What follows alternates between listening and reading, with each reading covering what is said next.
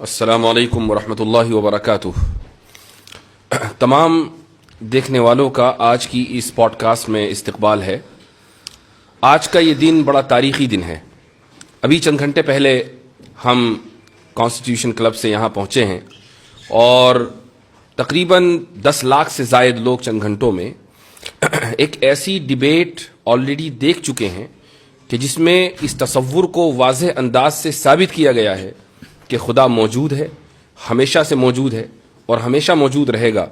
اور آج کی اس ڈیبیٹ سے یہ پتہ چل گیا ہے کہ ایتھیسٹک ورلڈ ویو دلائل کے معاملے میں کتنا بینکرپٹ ہوتا ہے۔ مفتی شمائل احمد عبداللہ ندوی اور اسی طریقے سے مشہور ملحد اور لیریسسٹ جاوید اختر کے درمیان یہ جو ڈیبیٹ ہوئی ہے، اس کا لوگوں کو شدت سے انتظار تھا اور بہت بڑی تعداد میں لوگ ڈس اپوائنٹ اس معنی گر ہوئے ہیں کہ میں خود یہ سمجھ رہا تھا کہ شاید کچھ مضبوط دلائل ایتھیسٹس کی طرف سے آئیں گے اور ملاحدہ شاید کوئی نئی دلیل پیش کر پائیں گے۔ ہم اس میدان میں ایک عرصے سے کام کر رہے ہیں اور میں ہمیشہ یہ دعوے کے ساتھ کہتا آ رہا ہوں کہ الحاد بغیر کسی دلیل کے ایک بے بنیاد عمارت کے اوپر کھڑا ہوا ہے، اور الحمدللہ یہ بات پھر ثابت ہوئی۔ اسی طریقے سے ایک اور بات جو میں اکثر و بیشتر کہتا ہوں اور شاید لوگوں نے یہ بات کہتے ہوئے مجھے سنا ہوگا کہ تقریباً 70 to 80% کیسز میں الحاد کی وجہ مینٹل ٹراما ہوتی ہے، اور شاید یہی وجہ جاوید اختر صاحب کے تعلق سے بھی کہی جا سکتی ہے، اور اس کی ایک وجہ ہے۔ یہ کوئی انہوں نے ڈھکی چھپی بات نہیں کہی ہے، اس لیے اس کو ریویل کرنے میں میں کوئی حرج محسوس نہیں کرتا ہوں۔ ڈیبیٹ سے پہلے جب ہماری جاوید صاحب سے ملاقات ہوئی تو انہوں نے ہم سے یہ کہا کہ بھائی مجھے آپ اس بات پہ قائل کر دیں کہ 8 سال کی عمر سے لے کر آگے تک جو میں نے مختلف مصیبتیں جھیلی ہیں تو کیا خدا مجھے ریکمپنسیٹ کرے گا یا نہیں کرے گا۔ اس سے یہ اندازہ ہوتا ہے کہ جو بچپن میں مینٹل ٹراما کا وہ شکار ہو گئے تھے تو یہی وجہ ہے کہ وہ اس کو جسٹیفائی نہیں کر پائے اور خدا کا انکار کر بیٹھے۔ ڈیبیٹ کون جیتا کون ہارا یہ ایک الگ موضوع ہے، لیکن میں سمجھتا ہوں کہ تمام کے تمام لوگ اس بات کے اوپر متفق ہوں گے کہ ایسے تمام لوگ ہماری دعاؤں کے مستحق ہیں۔ میں دعا کرتا ہوں کہ خدا تعالیٰ جاوید صاحب کو ہدایت دے، وہ اس دنیا سے ایمان کا کلمہ پڑھ کر جائیں اور خود دوسروں کے لیے بھی وہ ہدایت کا سبب بنے۔ جہاں تک آج کی ڈیبیٹ کا تعلق ہے تو مفتی شمائل احمد عبداللہ ماشاءاللہ آج کے دن کے ہیرو ہیں، تو سب سے پہلے تو میں آپ کو مبارکباد دیتا ہوں کہ اللہ تعالیٰ نے آپ کو یہ توفیق دی ہے کہ آپ یہ وحدانیت کا اور خدا کے وجود کا مقدمہ دنیا کے سامنے پیش کریں، تو ایک بار پھر مبارکباد، اور اب آپ کچھ اپنے کلمات کا اضافہ کیجیے۔ جزاکم اللہ خیراً، اللہ تعالیٰ آپ کو جزائے خیر عطا فرمائے۔ میں آپ کا بھی شکریہ ادا کرتا ہوں، اور اس کے علاوہ ہمارے جتنے مسلمان ہیں بھائی بہن جنہوں نے ہمارے لیے دعائیں کی ہیں اور بڑا اہتمام کیا تھا اس ڈیبیٹ کے پہلے، تو بس اللہ کے فضل کے بعد آپ حضرات کی محنتوں اور توجہ اور دعاؤں کا ہی نتیجہ ہے کہ جو کچھ میں کہہ سکا۔ یہ بات آپ نے بالکل صحیح کہی کہ ہم نے ایکسپیکٹ نہیں کیا تھا کہ جناب جاوید اختر صاحب وہی باتیں کریں گے جو اکثر کرتے آئیں، بلکہ ہم نے یہ سوچا تھا کہ شاید کوئی اکیڈمک انداز میں ڈسکشن ہوگی، اور میں نے تو یہ ارادہ کیا ہوا تھا کہ کئی سارے آرگیومنٹس میں وہاں پہ پیش کروں گا، صرف آرگیومنٹ آف کنٹینجنسی نہیں، لیکن انہیں کنٹینجنسی ہی سمجھ میں نہیں آ رہی تھی تو اسے سمجھانے میں ہی جو ہے 2 گھنٹے گزر گئے۔ تو الحمدللہ بہرحال جو ہوا اللہ کا فضل رہا، اور اللہ کا فضل ہے کہ حق بات سامنے واضح آ گئی، اور اللہ سے دعا گو ہوں کہ اللہ انہیں بھی ہدایت دے۔ ماشاءاللہ اس ڈیبیٹ سے کئی ساری ایسی چیزیں ہیں یا نتائج ہیں کہ جن کو بڑا خوش آئند کہا جا سکتا ہے۔ مثلا ایک بات تو یہی کہ بڑے مضبوط انداز سے الحاد کے خلاف یہ مقدمہ قائم ہوا ہے۔ دوسرا جو اس کا بڑا پازیٹو نتیجہ نکلا ہے وہ یہ کہ شاید ابھی تک لوگ یہ سمجھتے آ رہے تھے کہ جو ٹی وی ڈیبیٹ کے اوپر پیڈ مولانا سو کالڈ مولانا جاتے ہیں جن کا کام سوائے چیخنے چلانے کی کچھ نہیں ہوتا، اور ان کو ٹی آر پی اس لیے چونکہ چینلوں کو ٹی آر پی چاہیے تو کچھ 5000 کا تھیلا ان کو پکڑا دیا جاتا ہے کہ تم چیخو بندروں کی طرح۔ تو یہ جو پرسپشن ہے یہ ختم ہوا ہے، اور اس کو بہت پہلے ختم ہونا تھا، لیکن اس ڈیبیٹ نے تو ماشاءاللہ وہ کام کیا ہے کہ اس کا اندازہ لگانا مشکل ہے۔ جی بالکل صحیح فرمایا آپ نے۔ بالخصوص ہمارے جو اس وقت ملک کے حالات ہیں، ان حالات میں اس طرح 2 الگ الگ ورلڈ ویو کے لوگوں کا بیٹھ کر رسپیکٹفل انداز میں، اکیڈمک انداز میں ایک دوسرے کے ساتھ گفتگو کرنے کی کوشش کرنا، یہ میں سمجھتا ہوں یہ خود میں ایک مائل سٹون ہے، اور اس کے ذریعے سے انشاءاللہ آگے بھی راستے ہموار ہوں گے کہ ہم اگر ڈیفرنٹ ورلڈ ویو سے تعلق رکھنے والے ہیں تو وائلنس کی ضرورت نہیں ہے، بلکہ ساتھ میں بیٹھ جائیں، چائے پی لیں اور ساتھ میں ایک دوسرے کے ساتھ ڈسکس کر لیں. آپ کو سمجھ میں آئے تو قبول کریں، نہ سمجھ میں آئے تو نہ قبول کریں. یہ بہت اچھی ابتدا ہوئی ہے. ایک جرنلسٹ نے ڈیبیٹ کے بعد مجھ سے آ کر یہ پوچھا کہ یہ جو ڈیبیٹ ہوئی ہے اس کا آپ کیا فائدہ دیکھتے ہیں؟ تو میں نے اس سے یہ کہا کہ کم سے کم انڈیا میں یہ پیغام بڑی مضبوطی کے ساتھ گیا ہے کہ اکیڈمک ماحول میں ان سینسٹیو موضوعات کے اوپر گفتگو ہو سکتی ہے. تو اس نے بڑی شاکنگ بات کہی مجھ سے. اس نے کہا انڈیا کا کیا مطلب، ساری دنیا میں ایسا ہی ہے، ڈیبیٹ ان موضوعات پر ہوتی نہیں ہے. میں نے کہا نہیں، آپ غلط ہیں. یورپ میں، امریکہ میں، دنیا کے اکثر ممالک میں ان موضوعات کے اوپر ڈیبیٹس ہوتی ہیں، بڑے ہی اکیڈمک ماحول میں گفتگو ہوتی ہے، دونوں طرف سے دلائل آتے ہیں اور الحمدللہ ہم حق کا جو مقدمہ ہے وہ بڑے واضح انداز سے پیش کرتے ہیں. ایک جرنلسٹ نے مجھ سے بھی کچھ اسی طرح کا سوال پوچھا تھا. اس نے کہا کہ باقی چیزوں کو چھوڑ کر ڈز گاڈ ایگزسٹ پر ہی کیوں بات ہوئی؟ تو ہم نے کہا کہ بھائی ہمارے نزدیک گاڈ کا ایگزسٹنس جو ہے وہ در حقیقت سب سے بڑا مسئلہ ہے، اور گاڈ پر ایمان لانا یہ سب سے بڑا مسئلہ ہے، چونکہ باقی ساری چیزیں سیکنڈری درجے کی چیز ہے. ہمارے لیے ہم اس دنیا میں آئے ہیں، ہماری زندگی کا پرپس جو ہے وہ اللہ کو راضی کرنا ہے، اللہ کی اطاعت کرنا ہے. تو یہ سوال دراصل اس بنیاد پر مبنی ہے کہ آپ اس چیز کو ایک سیکنڈری اور پرائیویٹ چیز سمجھ رہے ہیں اور سمجھ رہے ہیں کہ اس کی کوئی خاص اہمیت نہیں ہے، آپ کو صرف مادی اور مٹیریلسٹک جو ہے ترقی کرنی ہے. یہی ورلڈ ویو دراصل جو ہے مغربی دنیا نے دیا ہے کہ کس طریقے سے لوگوں کو مٹیریلزم میں مبتلا کر دیا جائے. اور الحمدللہ اللہ نے چاہا تو یہ ایک بہت بڑا سبب بنے گا کہ لوگوں کو حق ان تک پہنچے اور سمجھیں کہ ہم اس دنیا میں کیوں آئے ہیں اور ہماری زندگی کا اصل مقصد کیا ہے. ضرور، ماشاءاللہ. اچھا، ڈیبیٹ میں کچھ ٹاپکس ڈسکس ہوئے اور ویسے تو آپ نے ماشاءاللہ وافی شافی جواب دیا وہاں پر، اور میں سمجھتا ہوں کہ جو شخص 2 گھنٹے کی ڈیبیٹ کو دیکھے گا تو جن موضوعات کا احاطہ کیا گیا ہے ان موضوعات کے اوپر اس کو اچھی معلومات فراہم ہوگی. لیکن چند باتیں ہیں جن کو ٹائم کی لمیٹیشن کی وجہ سے اور جو اس وقت جو وائب رہتی ہے اس میں آپ کو 5 باتیں کہنی ہیں، ٹائم کم ہے، اس میں سے 2 باتیں آپ نے کہہ دی اور 3 باتیں رہ گئی. تو اس لیے پوسٹ ڈیبیٹ انالیسس کا یہ فائدہ ہوتا ہے کہ جو بات رہ جائے اس کو بعد میں ذکر کر دیا جائے. جاوید صاحب نے ایک بات کہی اور وہ یہ کہ مذاہب کی تاریخ چند ہزار سال سے زیادہ نہیں ہے، یعنی وہ 7-8 ہزار سال، اور انسان اس سے پہلے کا ہے. اور یہ جو مذاہب شروع کیے ہیں یہ تعلیم یافتہ لوگوں نے کیے ہیں، لیکن ساتھ میں انہوں نے جو اس کا ایک چیز ایڈ کی ہے وہ یہ کہ مذہب ایک عرصے تک رہا اور اس کے بعد وہ ختم ہو گیا، پھر دوسرا مذہب آیا، پھر تیسرا مذہب آیا. اس سے یہ پتہ چلتا ہے کہ خدا فانی ہے. جی اصل میں ان کی پوری توجہ ٹاپک سے ہٹ کے ریلیجن، چونکہ اکثر وہ ریلیجنس پر ہی بات کرتے آئے، اور مجھے لگتا ہے کہ گاڈ کے ایگزسٹنس پر شاید ان کی پہلی ڈیبیٹ ہے، مجھے نہیں نظر آئی.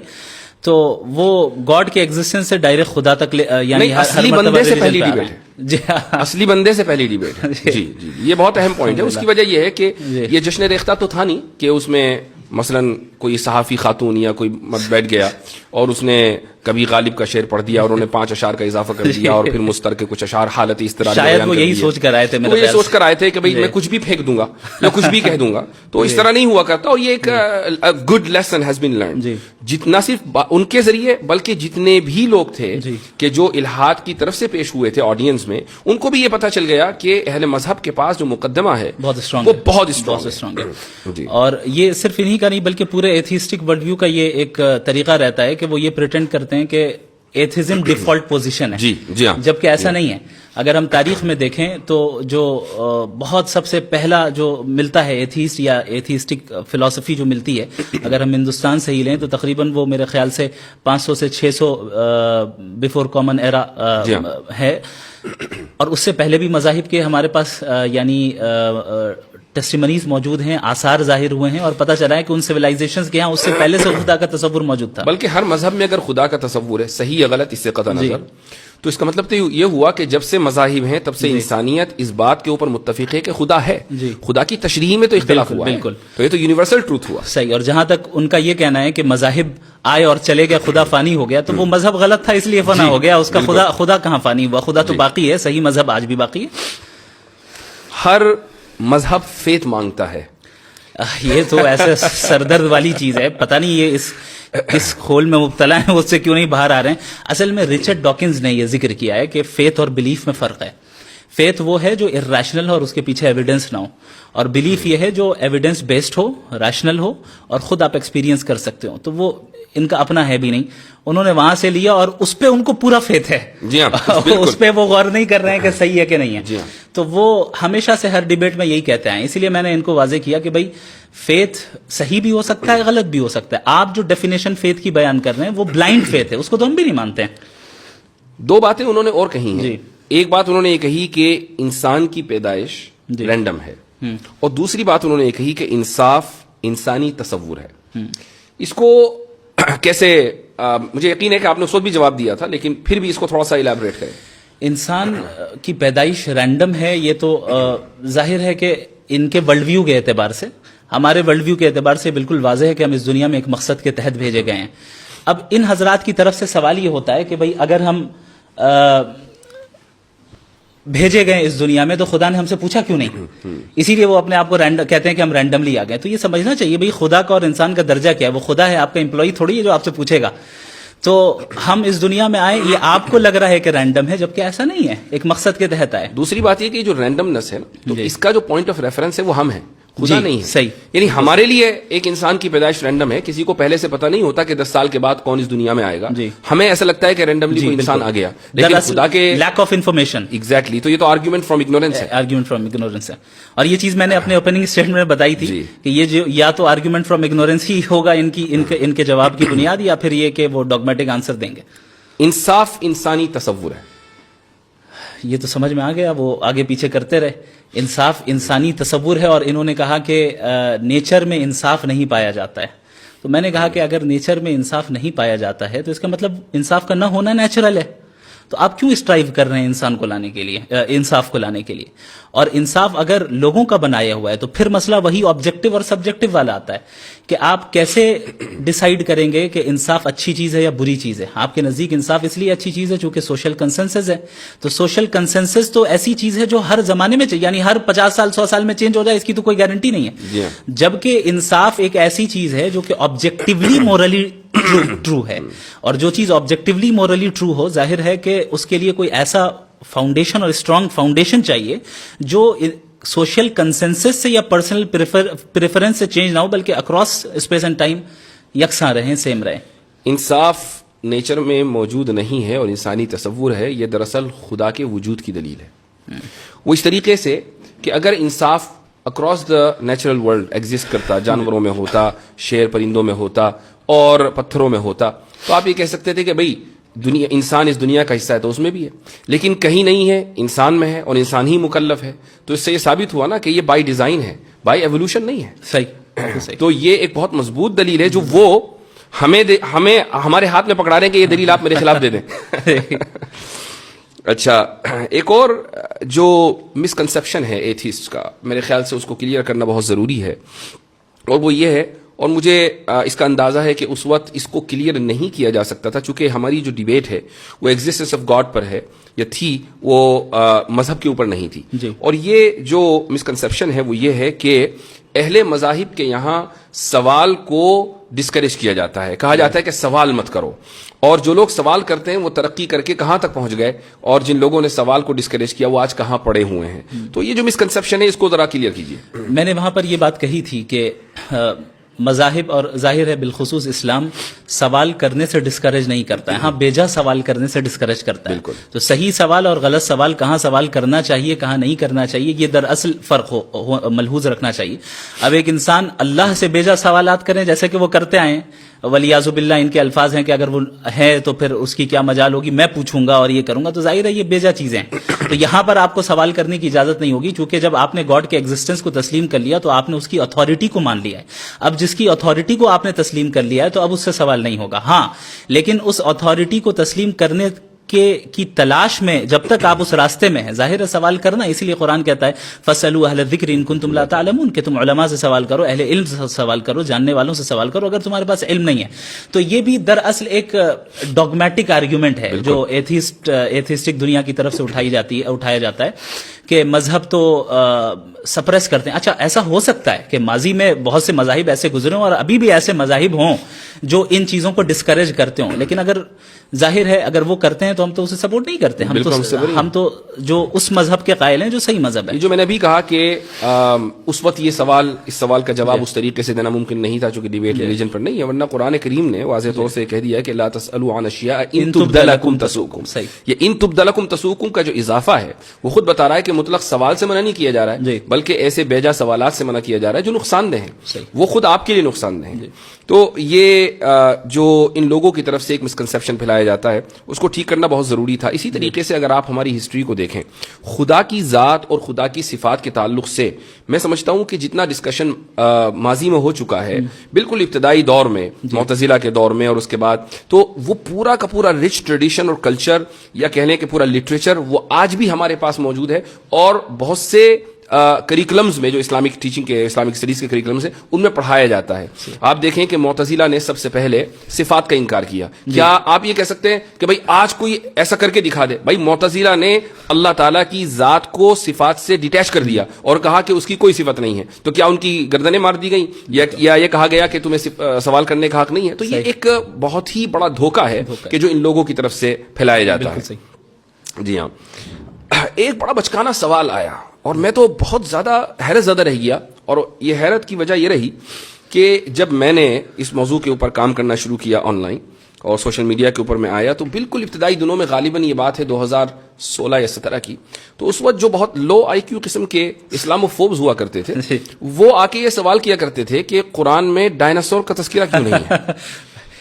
بڑے تعجب کی بات ہے. میں حیرت زدہ رہ گیا کہ جاوید صاحب ابھی تک ایوالو کیوں نہیں کر پائے اکیڈمیکلی. اصل میں اب تک وہ رسل کو ہی پڑھ رہا ہے. وہ اب تک رسل تو کو ہی پڑھ رہے ہیں. جی ہاں, تو آپ کا جو جواب تھا وہ بڑا زبردست تھا ماشاء اللہ, کہ قرآن ہدایت کے لیے ہے, وہ جیوگرافی یا زوالوجی یا اس طرح کے مضامین کو کور کرنے کے لیے نہیں ہے. کچھ چیزوں کا اس میں مظاہر فطرت کے تحت تذکر آ گیا, وہ بات الگ ہے. اچھا, اب آ جاتے ہیں ہم اس عظیم الشان لفظ کی طرف کہ جس کو ہمارے جاوید صاحب آخر تک سمجھ نہیں پائے. کنٹینجنسی. جی ہاں, کنٹینجنسی. کہیں میں نے وارن کر رہا ہوں کہ کہیں لوگ جاوید صاحب کی چڑ نہ رکھ دیں کنٹینجنسی, ان کے ہاں نیچے جا کے ٹویٹر کے اوپر یہ لفظ ٹائپ نہ کرنے لگیں. یعنی میں انکریج نہیں کر رہا ہوں, please don't take me wrong, لیکن ایسا ہو سکتا ہے. اس کی وجہ یہ ہے کہ یعنی ایک بہت ہی معمولی آرگیومنٹ, معمولی ان دا سینس کہ تمام داعین جو اس میدان میں کام کر رہے ہیں, جتنے بھی دعات ہیں یا جو ڈیبیٹس کرتے ہیں, جن کو ان موضوعات سے دلچسپی ہے, چاہے وہ اس طرف کے ہوں یا اس طرف کے, یعنی وہ مسلمان ہو یا غیر مسلم ہو, وہ آرگیومنٹ آف کنٹینجنسی سے واقف ہیں. جی, آپ ایک نہ بڑا چہرہ ہیں الہاد کا اس ملک میں, اور آپ ڈیبیٹ کرنے کے لیے آئے ہیں اور نیشنل پلیٹ فارم کے اوپر ڈیبیٹ کرنے کے لیے آئے ہیں. راجدھانی سے وہ میں ڈیبیٹ ہو رہی ہے اور آپ یہ نہیں سمجھ پا رہے ہیں کہ آرگیومنٹ آف کنٹینجنسی ہوتا کیا ہے. جبکہ ایکسپلین کیا گیا کئی مرتبہ اردو میں بھی اور ہر طریقے سے, آپ نے بھی کھڑے ہو کر سوال کیا ان سے اور انفینٹ ریگریس کو سمجھانے کی کوشش کی, لیکن اس کے بعد بھی نہیں سمجھ سکے. بڑا تعجب ہے. میں سمجھتا ہوں کہ اب جس عمر میں وہ پہنچ گئے ہیں, جیسے اب ظاہر ہے ایتھیسٹک ورلڈ ویو الگ ہے, ہمارے ورلڈ ویو میں جب اس عمر کے میں کوئی پہنچ جائے اور دیندار ہوں تو ہم پھر ان کو کہتے ہیں کہ گوشہ نشینی اختیار کرتے ہیں وہ حضرات اور دعا کرتے ہیں, ہم ان سے دعا کی درخواست کرتے ہیں. اب انہیں اپنے ورلڈ ویو میں گوشہ نشین بن جانا چاہیے. اب جو ہے وہ ان چیزوں میں نہیں پڑنا چاہیے, بلکہ توجہ دیں اور کوشش کریں کہ بھئی کیا بات ہے, حقیقت کو تلاش کرنے کی کوشش کریں, اپنے حد تک رکھیں. کیونکہ ایک ڈیبیٹ کے اندر الیکٹران اور نیوٹران کی تسبیح پڑھیں.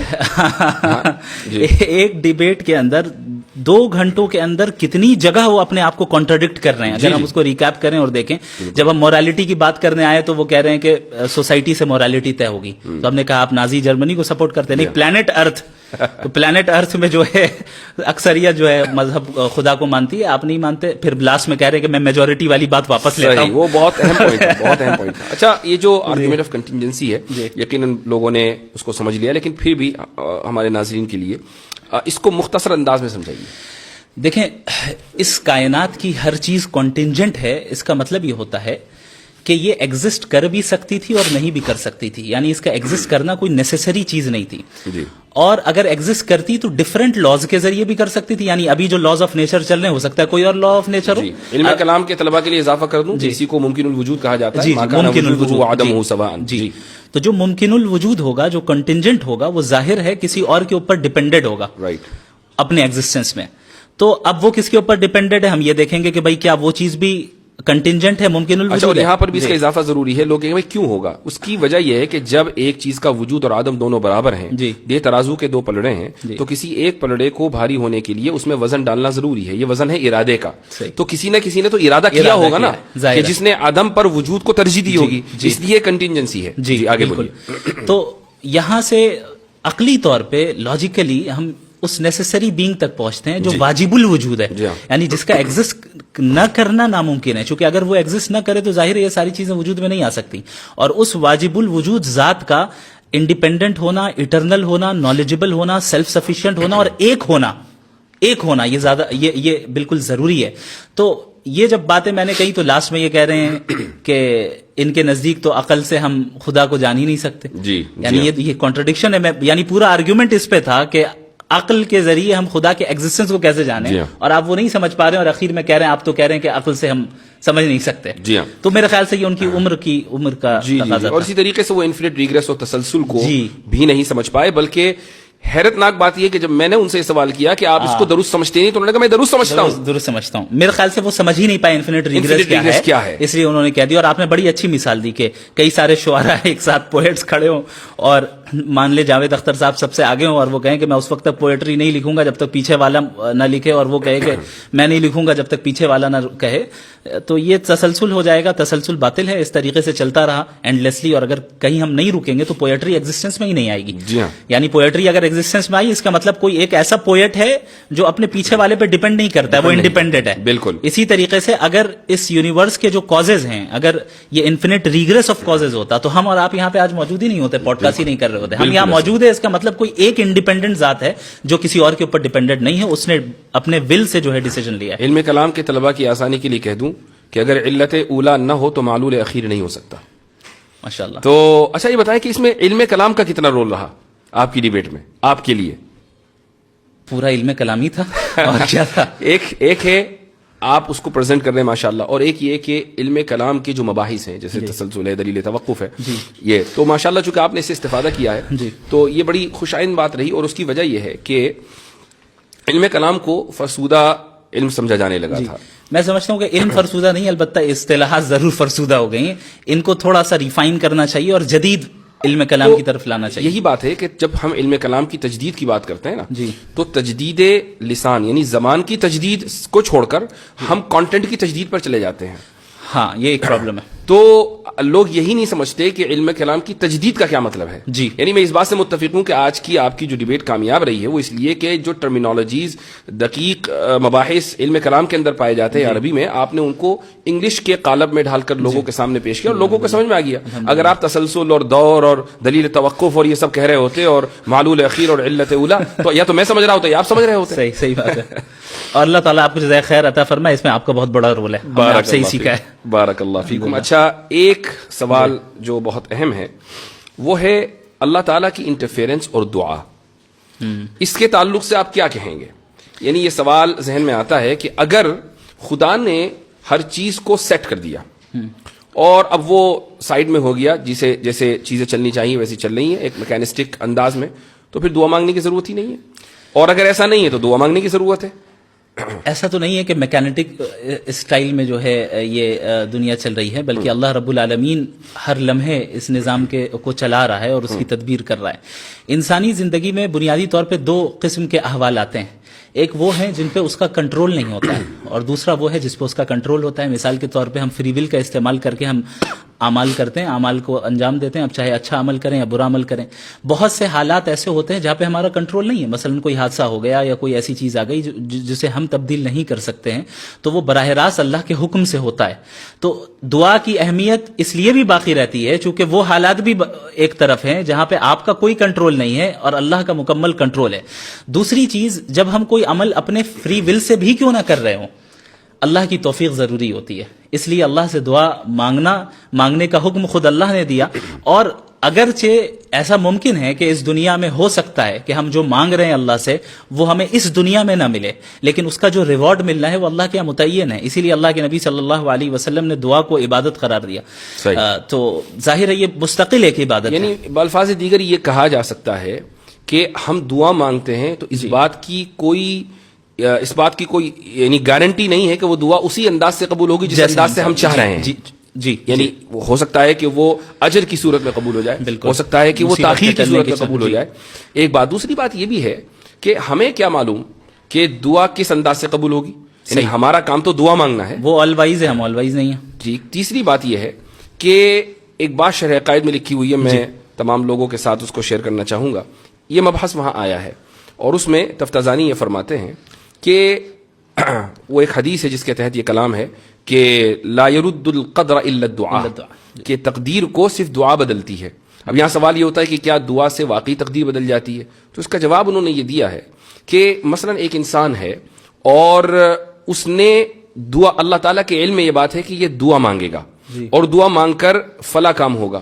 یہ دعا بھی چونکہ عبادت ہے, تو اگر یہ دعا مانگے گا نیکی کی تو اس کی عمر 60 سال ہوگی, اور دعا نہیں مانگے گا تو اس کی عمر 40 سال ہوگی. لیکن چونکہ اللہ کے علم میں ہے کہ دعا مانگے گا تو ہر حال میں دعا مانگتا ہے, تو دعا نہ مانگنے کے لیے جو ایلیجیبل عمر ہے دعا نہ مانگنے کی صورت میں وہ 40 سال ہے, اور مانگنے کی صورت میں جو ایلیجیبل عمر ہے وہ 60 سال ہے. اور یہ دونوں چیزیں اللہ تعالیٰ کے علم میں ہیں.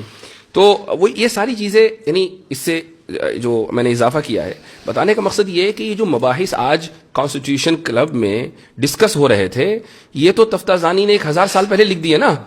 بات یہ ہے کہ ہمارے جو طلباء ہیں, اساتذہ ہیں, میں ان کی توجہ اکثر و بیشتر اس طرف مبذول کراتا ہوں کہ آپ کے پاس ایک مضبوط علمی روایت ہے, اس مضبوط علمی روایت کو صرف پیش کرنے کا سلیقہ چاہیے, بالکل اس کے علاوہ اور کچھ نہیں. ایک اور لاسٹ پوائنٹ میں ذکر کروں گا اور اس کے بعد انشاءاللہ اپنی گفتگو کا اختتام کرتے ہیں. ملحدوں سے ایک سوال ضرور کیا جانا چاہیے کہ بھائی یہ کیا وجہ ہے کہ انسان ہی کے اندر اتنا شعور آیا ہے کہ وہ if then یعنی if A then B کا سوال کرتا ہے. یہ سوال گھوڑا, گدھا, بکرا یہ سب کیوں نہیں کرتے؟ جبکہ ڈاروین ایوولوشن کے قائل ہیں, ڈاروین ایوولوشن کے قائل ہیں, سب کا ایوولوشن ہوا ہے. تو کہیں گے نہیں, اصل میں وہ انسان کے اندر جو نیورونز ہیں, نیورو سیلز ہیں, وہ زیادہ ہیں.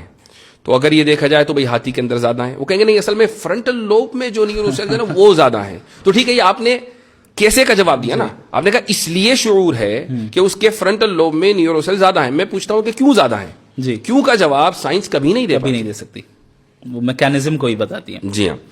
تو چلیں مفتی صاحب, بہت اچھا لگا. ایک چیز اور ہے جس کا ذکر میں کروں گا جو نظر آیا کہ, اور صرف انہی کے ساتھ نہیں اور بھی جو دیگر ایتھیسٹ ہیں, وہ یہ ہے کہ جب ان کے پاس کوئی لاجیکل آرگیومنٹ نہیں ہوتا ہے فوراً ایموشنل آرگیومنٹ پہ آ جاتا ہے. آپ نے دیکھا کہ کیسے غزہ کے مسئلے کو انہوں نے پوائنٹ ذکر کرنا بہت ضروری تھا. جی ہاں.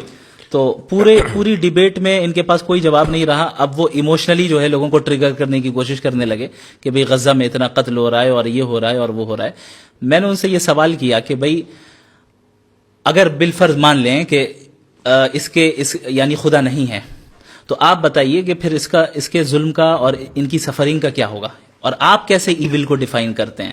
اب وہاں جا کے ان کے پاس کوئی ڈھنگ کا جواب نہیں رہا, چونکہ آبجیکٹیولی ایول کا موجود ہونا بھی در حقیقت خدا کے ہونے کی دلیل ہے. باقی ہمارے ورلڈ ویو کے اعتبار سے ہم اس دنیا میں ٹیسٹ کے لیے آئے ہیں, ہمارا امتحان ہو رہا ہے, ہماری آزمائش ہو رہی ہے. کیا صحابہ کرام نے قربانیاں نہیں دی؟ جس طرح آج غزہ کے مسلمان قربانی دے رہے ہیں, صحابہ نے بھی دی, اور تاریخ اسلامی میں سب نے دی. اور الحمدللہ ابھی بھی جو غزہ میں شہید ہو رہے ہیں وہ دین سے دور نہیں ہو رہے اور دین سے قریب ہوتے چلے جا رہے ہیں. صحیح بات ہے. جی. اچھا, یہ لوگ یہ سمجھ رہے ہیں, بہت سے لوگ یعنی ملحدین میں سے, کہ بھئی آپ نے غزہ کی جو جینوسائیڈ ہے اس کو جسٹیفائی کر دیا. یہ اصل میں ان کا اسے کہتے ہیں اسٹرامین فیلیسی. جی. کہ جہاں where you miss represent your opponent. جی ہاں, آپ اپنے سامنے والے کو مس ریپرزینٹ کرتے ہیں. بھائی ہم سے زیادہ اور کون امپیتھی رکھے گا غزہ والوں سے؟ آپ تو ایک ملحد ہیں, ایک ایتھیسٹ ہیں, آپ کے پاس تو مورالیٹی کی کوئی بنیاد ہی نہیں ہے, آپ تھوڑی رکھیں گے. یعنی ان کا جو پورا آرگیومنٹ ہے غزہ کے تعلق سے وہ اس مفروضے کے اوپر مبنی ہے کہ چونکہ اللہ تعالیٰ قادر مطلق ہے, پوائنٹ اے. پوائنٹ بی, چونکہ آپ دعا مانگ سکتے ہیں. پوائنٹ سی, تو آپ دعا مانگ کے رکوا دیں. یہ کیوں نہیں کروا رہے ہیں؟ یہ تو سمجھ رہے ہیں کہ آٹومیٹک جیسے بٹن کو دباتے ہیں ویسے ریموٹ کی طرح اللہ کام کرے, ولیعوذ باللہ تعالی. پوائنٹ اے قادر مطلق ہے, اس میں کوئی شک نہیں ہے. پوائنٹ بی ہم دعا مانگتے ہیں, اس میں کوئی شک نہیں ہے. لیکن پوائنٹ سی کہ ہم دعا مانگ کر کام کروا دیں, ان دو شروع کے مقدمات اور تیسرے مقدمے میں کوئی تلازم نہیں ہے. صحیح. اللہ اس وقت کرے گا جب وہ جانتا ہے کہ بہتر ہو, اور جب وہ کرنا چاہے گا ہمارے اعتبار سے نہیں کرے گا. بالکل. ماشاءاللہ. ایک مرتبہ پھر آپ کے توسط سے پوری امت کو مبارکباد. جزاکم اور اللہ یہ خیر. ایک بہت بڑا دن ہے اور بہت بڑا ایونٹ ہے. الحمدللہ. اور الاسلام یعلو ولا یعلى علیہ وقل جاء الحق وزهق الباطل ان الباطل كان زهوقا. جزاكم الله خير بارك الجزاء. الله فيكم. بل نقذف بالحق على الباطل فيدمغه فإذا هو زاهق ولكم الويل الويل مما تصفون. جزاكم الله خيرا.